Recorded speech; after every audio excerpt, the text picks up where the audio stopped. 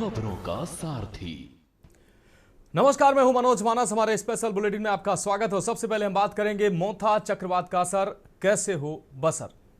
मोथा चक्रवात के असर से राजधानी लखनऊ और आसपास के जिलों में बृहस्पतिवार सुबह से ही रुक रुक कर बारिश हो रही है। वहीं चल रही तेज हवाओं के कारण तापमान में भारी गिरावट दर्ज की गई है। इससे मौसम पूरी तरह से बदल गया है। तापमान गिरने से फिजाओं में ठंडक जो है वो घुल गई है। हालांकि रुक रुक कर हो रही बारिश से किसानों के माथे पर चिंता की लकीरें भी उभर आई हैं। लखनऊ, कानपुर, बाराबंकी, गोंडा, बहराइच, अंबेडकर नगर सहित कई जिलों के किसान चिंतित नजर आ रहे हैं। उनका कहना है कि धान की फसल खेत में पड़ी है। लगातार बारिश से फसल के सड़ जाने का खतरा बढ़ गया है। इसके पहले सोमवार और मंगलवार को बादल एवं बूंदाबांदी से लखनऊ सहित आसपास के जिलों का मौसम काफी हद तक बदल गया। बुधवार बादलों की सक्रियता कम हुई तो धूप खिली। इससे दिन के अधिकतम तापमान में सीधे 5 डिग्री सेल्सियस का उछाल आया और तापमान 25.4 से बढ़कर 30.4 डिग्री पहुंच गया। हालांकि रात के न्यूनतम तापमान में कोई खास बदलाव नहीं हुआ, जो कि 20 डिग्री सेल्सियस रिकॉर्ड किया गया। बुधवार को बारिश न होने से लोगों को कामकाज में सहूलियत रही, लेकिन गुरुवार को बारिश शुरू होने से अब किसानों के माथे पर चिंता की लकीरें जरूर देखने को मिल रही हैं। तो किसान चिंतित हैं, उनकी फसलें बर्बाद हो रही हैं। आपको बता दें कि किसान की धान की खड़ी फसल जो है वो कहीं ना कहीं जो खेतों में कटी हुई फसल पड़ी है वो उसके सड़ने का खतरा है। दूसरी तरफ जो खेतों में फसल खड़ी है वो फसल हवा तेज चलने की वजह से वो फसल खेतों में गिर जाने से और बारिश के वजह से वो फसल भी खराब होने का डर है। ऐसे में किसान जो है कहीं ना कहीं सदमे में भी है इस बारिश से और कहीं ना कहीं उसके माथे पर चिंता की लकीर भी देखने को मिल रही है। आलू की बुआई का समय है, सरसों की बुआई का समय। ऐसे में किसानों ने जो बुआई कर दी है उसमें भी कहीं ना कहीं नुकसान ही होने वाला है। मनीष तिवारी हमारे संवाददाता ज्यादा जानकारी के लिए हमारे साथ जुड़ गए हैं। मनीष, मोथा चक्रवात का असर अब देखने को मिल रहा है। लखनऊ सहित तमाम जिलों में बारिश हो रही है और ये बारिश कहीं ना कहीं किसानों के लिए मुसीबत बनकर सामने आई है। क्या कुछ अहम अपडेट, किसान इस बारिश से कितने नुकसान में हो सकते हैं? बिल्कुल, अगर देखा जाए जिस प्रकार से चक्रवाती तूफान की वजह से जो है पूरी तरीके से मौसम विभाग के द्वारा कई दिनों पहले अलर्ट कर दिया गया था कि 29 और से लेकर के जो है 2 तारीख तक जो है स्थितियां जो है उत्तर प्रदेश के करीब 50 जिलों में तेज हवाओं के साथ बारिश होगी और जिसकी वजह से देखा जाए कि बारिश का दौर कल से ही रात से ही देखने को मिला और जिसके चलते जो है किसान, उत्तर प्रदेश के किसान जो है काफी प्रभावित हो रहे हैं। आलू के साथ साथ अगर अभी भी बहुत ऐसे किसान हैं जिनके खेतों में जो है या तो धान कट करके तो वहीं पर खेत में ही पड़े हुए या तो धान अभी भी लगे हुए हैं, उन किसानों के लिए बहुत बड़ी समस्या है।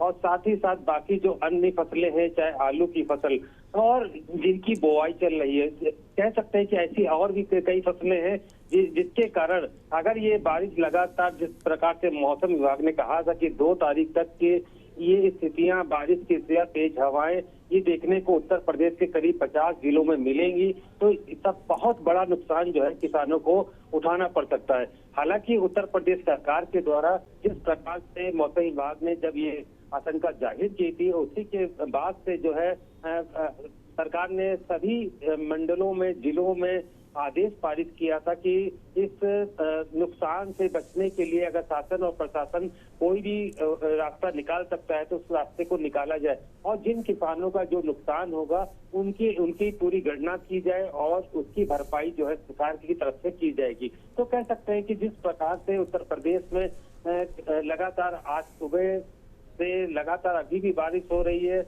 और ठंड जैसा पूरा मौसम बना हुआ है, वहीं पर डॉक्टरों के द्वारा भी अलर्ट कर दिया गया है कि जो बुजुर्ग है और छोटे बच्चे हैं वो अपने घरों से बाहर ना निकले। जिनको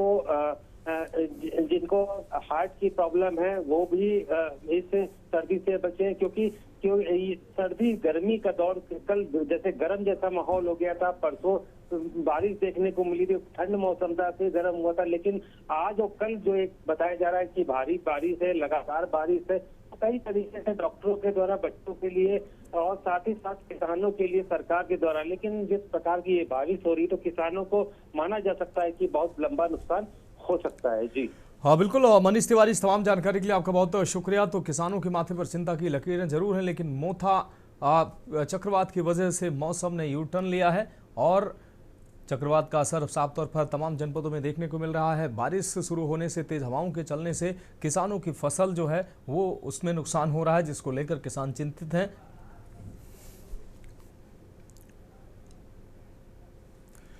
और अब हम बात करेंगे चाबहार पर प्रतिबंधों में छूट। अमेरिका और भारत के बीच तनाव कम होता नजर आ रहा है। रूस के कच्चे तेल खरीदने की वजह से भारत और अमेरिका के रिश्तों में तनाव बढ़ गया था। हालांकि अब अमेरिकी राष्ट्रपति डोनाल्ड ट्रंप ने भारत को बड़ी राहत देते हुए चाबहार बंदरगाह परियोजना पर प्रतिबंधों से 6 महीने की छूट दी है, जिसकी जानकारी विदेश मंत्रालय की प्रेस वार्ता में दी गई है।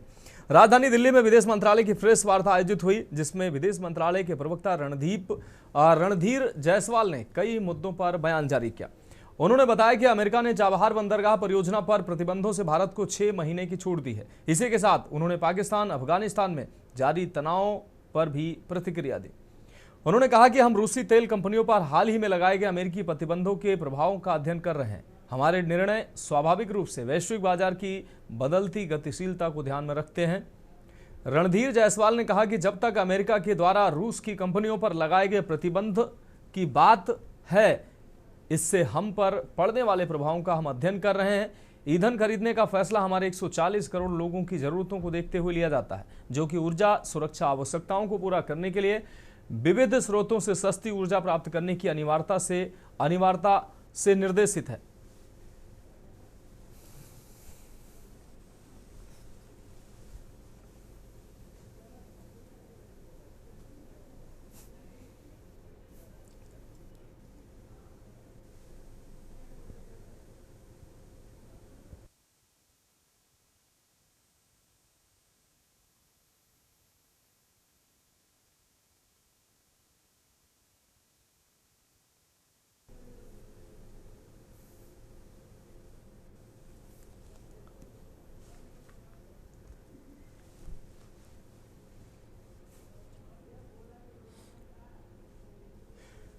तो भारत के साथ तनाव कम होने के संकेत अमेरिका ने दिए हैं। आपको बता दें, भारत के साथ अमेरिका के जो तनाव चल रहे थे, ट्रंप की भारत से बड़ी राहत ट्रंप की तरफ से भारत को मिलने के संकेत अब मिलते नजर आ रहे हैं। आपको बता दें, टैरिफ वार जो भारत और अमेरिका के बीच चल रहा था, कहीं ना कहीं अब उसमें नरमी के संकेत अमेरिका की तरफ से मिलते नजर आ रहे हैं। ट्रंप की तरफ से भारत को बड़ी राहत की चाबहार पोर्ट पर भी अमेरिका ने प्रतिबंध लगाने की बात कही थी। हालांकि 6 महीने का अब समय अमेरिका की तरफ से दिया गया है। चाबहार पोर्ट पर भारत का बड़ा निवेश है और ऐसे में भारत के लिए कहीं ना कहीं ये राहत की बात हो सकती है। ट्रंप की तरफ से जो ये राहत के संकेत दिए जा रहे हैं।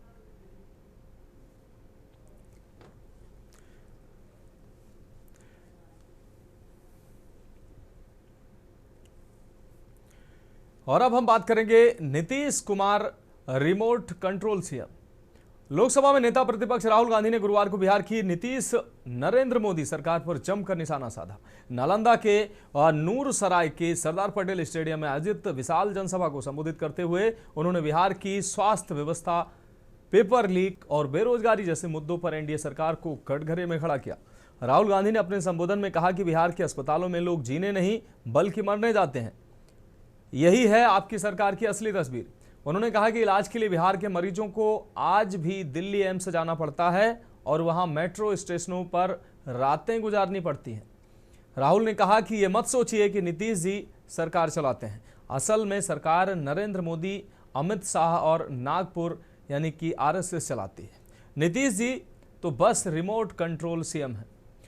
तो राहुल गांधी के एंट्री बिहार चुनाव प्रचार में हो चुकी है और लगातार राहुल गांधी नरेंद्र मोदी और नीतीश कुमार पर निशाना साधते नजर आ रहे हैं। और एक बार फिर से राहुल गांधी ने नीतीश कुमार पर निशाना साधते उनको रिमोट कंट्रोल सीएम बताया। उन्होंने कहा असली ताकत, असली जो फैसले हैं वो दिल्ली से लिए जाते हैं। तो राहुल गांधी का एनडीए पर जोरदार हमला देखने को मिला है। आपको बता दें कि में कांग्रेस जो है हिस्सा है और ऐसे में बिहार में महागठबंधन में नीतीश कुमार को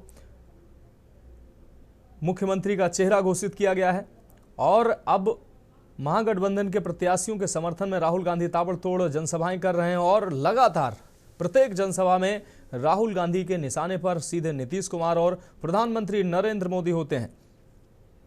तो एक बार फिर राहुल गांधी ने एनडीए पर जोरदार हमला बोला है, खासकर प्रधानमंत्री नरेंद्र मोदी और नीतीश कुमार पर हमला बोला।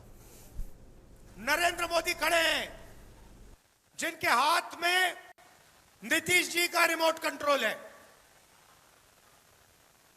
जौन सा बटन दबाया नरेंद्र मोदी ने वही चैनल नीतीश जी चालू कर देंगे। जो भी बुलवाना होगा वो करवा देंगे, जो भी करवाना होगा वो करवा देंगे। बिल्कुल। तो ये मत सोचिए कि नीतीश जी सरकार चलाते हैं। सरकार नरेंद्र मोदी, अमित शाह और नागपुर चलाती। और अब हम बात करेंगे मंत्री जी का दावा, सशक्त अर्थव्यवस्था। दरअसल उत्तर प्रदेश सरकार के पशुधन एवं दुग्ध विकास मंत्री धर्मपाल सिंह ने कहा कि भारत की अर्थव्यवस्था कृषि पर आधारित है और गन्ना उसकी प्रमुख फसल है। गन्ना किसानों को उचित मूल्य मिलने से उनकी समृद्धि बढ़ेगी और ग्रामीण अर्थव्यवस्था सशक्त होगी। उन्होंने बताया कि 8वें वेतन आयोग के लागू होने से किसानों और कर्मचारियों की आर्थिक स्थिति में सुधार होगा। पराली जलाने पर रोक की दिशा में सरकार वैकल्पिक व्यवस्था पर गोबर योजना पर काम कर रही है। वोटर सूची पर विपक्ष के आरोपों को उन्होंने निराधार बताया। बिहार चुनाव पर मंत्री ने विश्वास जताया कि नीतीश कुमार की सरकार पुनः बहुमत से सत्ता में लौटेगी।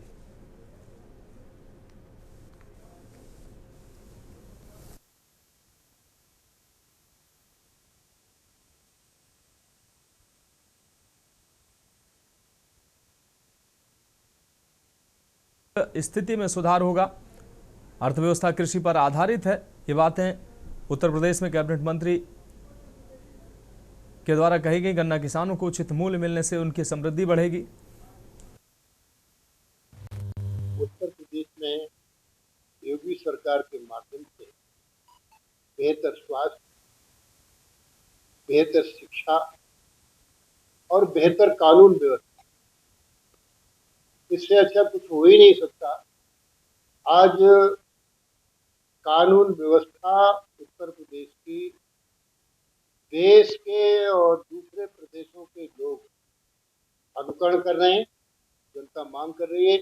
जैसे देश के प्रधानमंत्री मोदी जी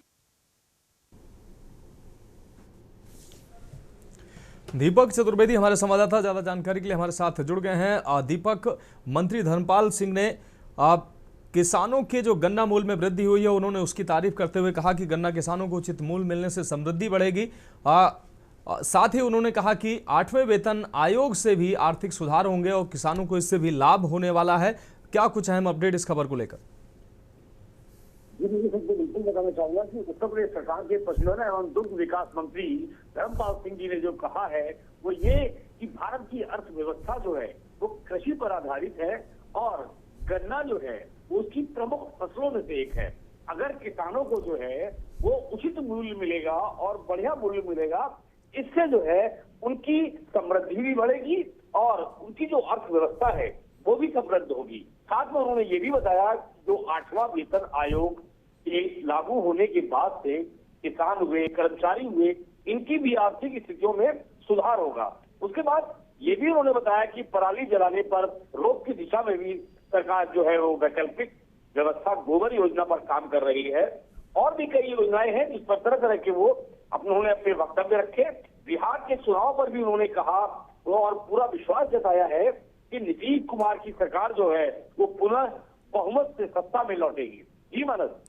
हाँ बिल्कुल दीपक, इस तमाम जानकारी के लिए आपका बहुत बहुत शुक्रिया। तो गन्ना किसानों के गन्ना मूल्य में वृद्धि होने पर उन्होंने कहा कि गन्ना किसानों की आर्थिकी में वृद्धि होगी। अर्थव्यवस्था कृषि आधारित होने की वजह से किसानों को उचित मुआवजा मिलने पर उनकी स्थिति सुधरेगी और कहीं ना कहीं 8वें वेतन मान में वृद्धि यानी कि 8वें वेतनमान आयोग से आर्थिक सुधार होंगे और इससे किसानों का भी लाभ होगा। तो फिलहाल हमारे स्पेशल बुलेटिन में वक्त एक ब्रेक का है और ब्रेक के बाद हम बात करेंगे बदलाव मांग रहा बिहार।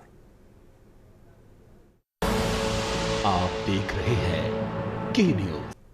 ब्रेक के बाद एक बार फिर से हमारे स्पेशल बुलेटिन में आपका स्वागत है। अब हम बात कर रहे हैं बदलाव मांग रहा बिहार। खबर गाजीपुर से है, जहां समाजवादी पार्टी के राष्ट्रीय अध्यक्ष अखिलेश यादव आज गाजीपुर के सैदपुर विधायक अंकित भारती के शादी के बाद वर वधू को आशीर्वाद देने के लिए पहुंचे थे।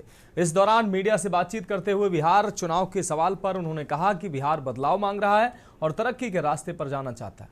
इंडिया गठबंधन नीतीश जी को प्रधानमंत्री बनाने की बात कर रहा है, लेकिन आज केवल वे चेहरे के लिए मुख्यमंत्री हैं।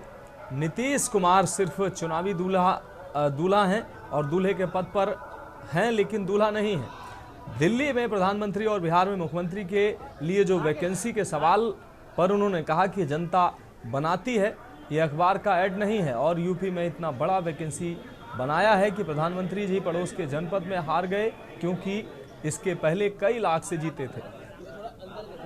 गाजीपुर के लोगों पर भरोसा है, वह समाजवादियों को एक बार फिर से जिताएगी और इस बात का हम भरोसा दिला रहे हैं कि हम किसान और अन्य लोगों की भी मदद करेंगे। समाजवादियों को मौका मिलेगा तो हम फौज की नौकरी को पक्का करेंगे। राहुल गांधी के बयान की प्रधानमंत्री वोट के लिए मंच पर नाचेंगे, इस पर उन्होंने कहा कि अमेरिका का राष्ट्रपति हमारे देश से प्रधानमंत्री को किलर कह रहा है। मुख्यमंत्री जी इन दिनों छोटे बच्चों को गोद में लेकर खिला रहे हैं। लगता है घर परिवार वाले उनसे नाम रखवाते हैं, जहां जाते हैं वहां का नाम बदल देते हैं। तो उसामा का भी नाम बदल देते और उसका नाम बदलते तो उसका नाम शेर सिंह होता।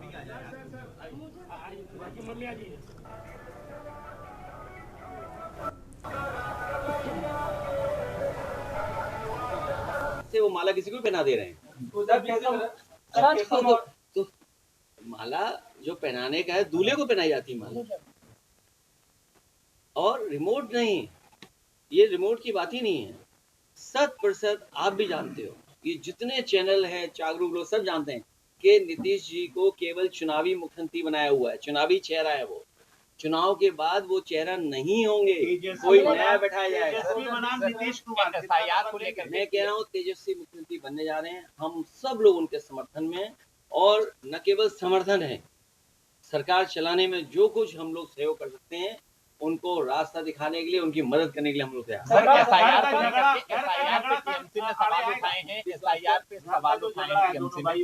बीजेपी का झगड़ा लगाने की आदत है। कभी हिंदू मुस्लिम भाइयों में झगड़ा कराएंगे, सभी धर्मों में झगड़ा कराते हैं, और सुनिए ऐसा झगड़ा लगाते हैं कि अपने इंजन भी टकरा रहे हैं उनके।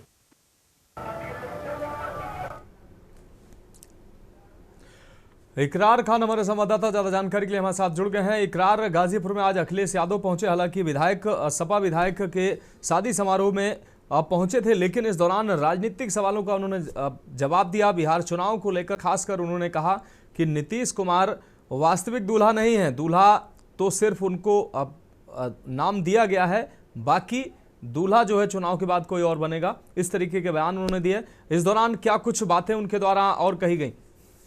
जी, मैं बता दूं कि आज राष्ट्रीय अध्यक्ष समाजवादी पार्टी के माननीय अखिलेश यादव जी गाजीपुर में आए। तो मैं बता दूं कि 12:15 पे अखिलेश यादव का रामपुर माजा अंकित भारती जो समाजवादी पार्टी के विधायक हैं, उनकी शादी के वर वधू को आशीर्वाद देना था, वहीं पहुंचे। उसके बाद उन्होंने वर वधू से मिले, उसके आशीर्वाद देने के बाद उन्होंने मीडिया से भी बात की। मीडिया को संबोधित करते उन्होंने कहा कि कहीं ना कहीं मीडिया के सवालों को जवाब देते उन्होंने कहा कि कहीं ना कहीं भारतीय जनता पार्टी सिर्फ हवा में बात कर रही है। इस बार बिहार में सरकार तेजस्वी की बनने जा रही है। मैं बता दूं नीतीश कुमार सिर्फ नाम की जो रह गए हैं, उनका चेहरा नहीं है कि बिहार में सरकार बना पाए। मैं बता दूं कि इसी तरह MP में, महाराष्ट्र में देखिए क्या हुआ, उसी तरह तर्ज में बिहार में भी होने वाला। लेकिन हमारी समाजवादी पार्टी और इंडिया गठबंधन बहुत मजबूती से बिहार में चुनाव लड़ रहा है और हम कहीं ना कहीं तेजस्वी यादव को मुख्यमंत्री बनाने जा रहे हैं। उसके साथ उन्होंने एक बार कहा कि देखिए भारतीय जनता पार्टी के 2 डिप्टी CM जो अपने में टकरा रहे हैं, इस बार यूपी डिप्टी CM बाहर तरफ खाएगी भारतीय जनता पार्टी। जी हाँ बिल्कुल इकरार, इस तमाम जानकारी के लिए आपका बहुत शुक्रिया। तो सपा सुप्रीमो आज गाजीपुर पहुंचे थे। सपा विधायक अंकित भारती के शादी कार्यक्रम में पहुंचे हुए थे। इस दौरान उन्होंने तमाम राजनीतिक सवालों के जवाब दिए। और अब हम बात करेंगे बुनियादी समस्याओं से जूझता गांव। कानपुर देहात रसूलाबाद से सरकारी तंत्र और जनप्रतिनिधियों की घोर अनदेखी का एक चौंकाने वाला मामला सामने आया है। कानपुर देहात के रसूलाबाद ब्लॉक के डूंडा महुआ गांव से सामने आया है। गांव की मुख्य सड़क वर्षों से बदहाली की बाट जो हो रही है, जिसके कारण ग्रामीणों को स्वास्थ्य और आवागमन में गंभीर समस्याओं का सामना करना पड़ रहा है। ये सड़क आज भी विकास की बाट जो होती नजर आ रही है, बदहाली की स्थिति में है। ग्रामीणों के मुताबिक इस जर्जर सड़क से गुजरना रोज भी मुसीबत बना हुआ है। सबसे अधिक संकट बरसात में होता था, जब लोगों का निकलना दूभर हो जाता था। स्थानीय लोगों ने बताया कि कई बार गर्भवती महिलाओं को अस्पताल ले जा रही एम्बुलेंस भी यहां फंस जाती थी, जो बुनियादी सुविधाओं की कमी को उजागर करता है। ग्रामीणों का आरोप है कि गांव के विकास के लिए न तो ग्राम प्रधान ने ध्यान दिया और न ही किसी अधिकारी ने उनकी गुहार सुनी। हर तरफ से निराश होने के बाद गांव के लोगों ने एक दूसरे का हाथ पकड़ा, एक दूसरे का साथ दिया और एक अभूतपूर्व कदम उठाया। कहा जाए कि जब कोई नहीं सुन रहा तो हमने खुद ही सड़क बनवाने का फैसला ले लिया, फैसला किया, ये ग्रामीणों का कहना है। एक ग्रामीण ने निराशा और संकल्प के साथ कहा कि गांव के लोगों ने आपस में चंदा इकट्ठा किया है और दिन रात मेहनत करके स्वयं ही इस सड़क का निर्माण शुरू कर दिया है। ग्रामीण फावड़ा और अन्य उपकरण लेकर सड़क को सुगम बनाने के लिए श्रमदान कर रहे हैं। काफी जटिल समस्याएं हैं गांव में। रोड ये मेन सड़क जो है ये 20-25 साल से बनी थी, तब से बनी नहीं दोबारा। तो 30-35 साल हो गए होंगे लगभग। आपने इस समय जो रामनाथ कोविंद के द्वारा बनाई गई थी, तब से इसका कोई ना मरम्मत हुई। हम लोगों ने काफ़ी प्रयास किया। हमारे गांव में ना सांसद ना विधायक किसी ने आज तक रोड नहीं बनवाया है। अच्छा। और कोई माता बहनें अगर डिलीवरी खाए वो कहो रास्ते में डिलीवरी हो जाए, इतनी परेशानी झेलनी पड़ रही है। तो हम लोगों ने ये प्रयास किया है कि गांव में चंदा करके रोड बनवाएंगे। गांव में बहुत ज्यादा समस्या है। चुनाव के टाइम नेता लोग आते हैं, वो कह देते हैं रोड बनवाएंगे, लेकिन उसके बाद कोई 5 साल दिखाई नहीं देता है। अच्छा। 25-26 साल से लगभग रोड ऐसी चल रही है। तो क्या फैसला लिया आप लोगों ने? फैसला क्या, हम लोगों ने अपने गाँव का चंदा इकट्ठा किया, उसी से कार्यक्रम करा रहे हैं, ये रोड बनवा रहे हैं। और इस खबर पर अहम अपडेट के लिए अमित पांडे हमारे संवाददाता ज्यादा जानकारी के लिए हमारे साथ जुड़ गए हैं। अमित, वर्षों से ग्रामीण सड़क बनने की बाट जो हो रहे हैं, लेकिन सब तरफ से निराश होकर अब ग्रामीणों ने खुद एक एक पाई इकट्ठा की और सड़क निर्माण शुरू कर दिया। क्या कुछ अहम अपडेट इस पर निकलकर सामने आ रहा है? बिल्कुल, देखिए मनोज जी, जैसा कि आपको बता दें, ये कानपुर देहात के रसूलाबाद ब्लॉक का गाँव है डूंडा महुआ। और इस गांव के जो हालात है ग्रामीण बता रहे हैं, और वहां पर जो सामने जाकर देखा है वो वाकई में सत्य है। ग्रामीण जो मुख्य सड़क है उनके गांव की, डूंडा महुआ की, वो पूरी तरह से बिल्कुल बेकार हो चुकी है, क्षतिग्रस्त है।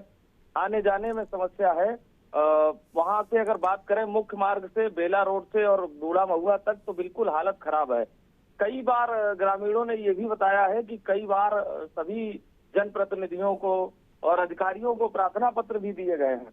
कई सरकारें निकल गई, इससे पूर्व की सरकार रही और इस समय वर्तमान सरकार रही, सब प्रतिनिधियों को उन्होंने प्रार्थना पत्र दिया, लेकिन मनोज किसी तरह की कोई सुनवाई नहीं हुई है।